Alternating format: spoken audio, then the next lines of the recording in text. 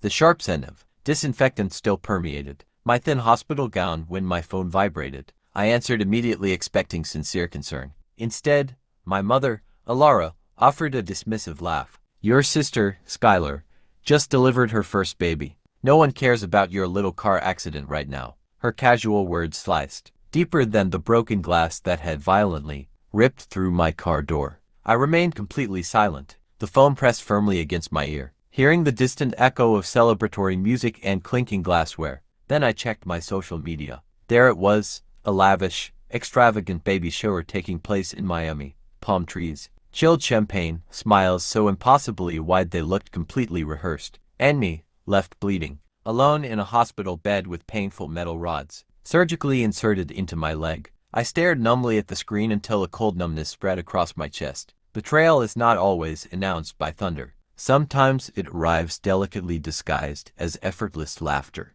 It was not always this toxic. I was the eldest son, the consistently reliable one, the one who meticulously earned high grades, completed all chores, and carried all the heavy expectations. When my sister, Skylar, stumbled, I immediately caught her. When she failed, I provided the necessary cover. My parents constantly referred to me as their strong one. I foolishly believed them, but true strength is just another polite word for entirely expendable. Once I finally moved out, once I constructed my own independent life in Denver, the calls from them significantly dwindled. My sister, Skylar, remained their precious golden child. Her minor whims became mandatory events. Her small triumphs were major headlines. My sacrifices, quiet and absolutely necessary, never earned any applause. Still, I thought when genuine tragedy finally struck, blood would matter above all else. Family would surely show up to help. I was wrong. That desolate night in the hospital, I scrolled deeper into the images,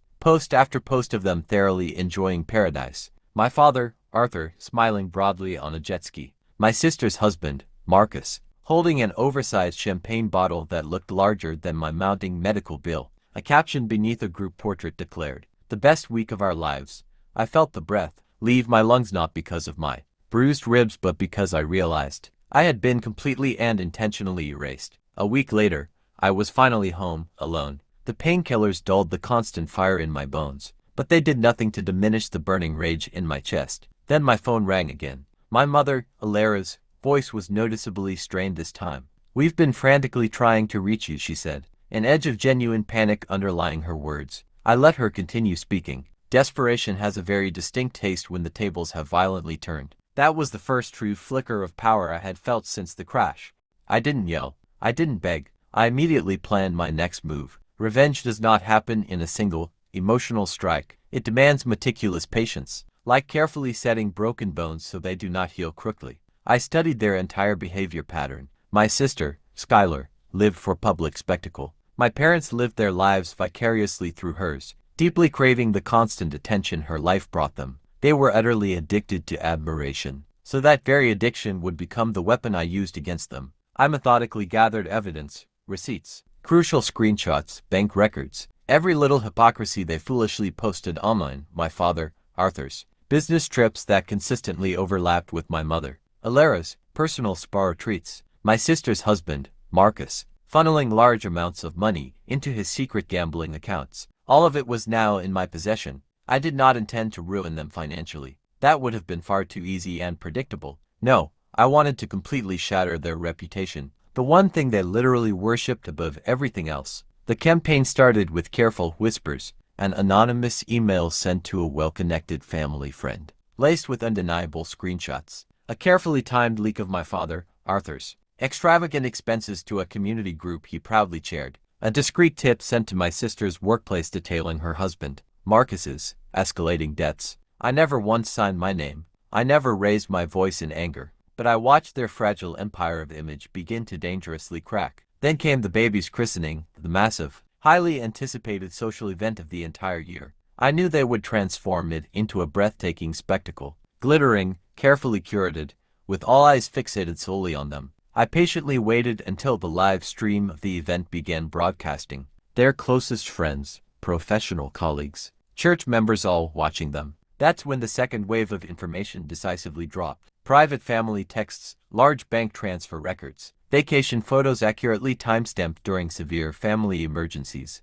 The live feed did not cut out fast enough. Gasps visibly rippled through the online comments in real time. They looked directly into the camera lens, confused, then suddenly horrified. And I smiled genuinely for the very first time in months. The phone rang again that difficult night. Dozens of frantic missed calls, desperate voice messages. My mother, Alara, sobbing uncontrollably. My father, Arthur, raging impotently. My sister, Skylar, begging for an explanation. Finally, I answered the call. Silence first, then her voice, barely audible. Why would you inflict this upon us? I let the pathetic question simply hang in the air. Then I spoke, my tone utterly calm, steady, and entirely level.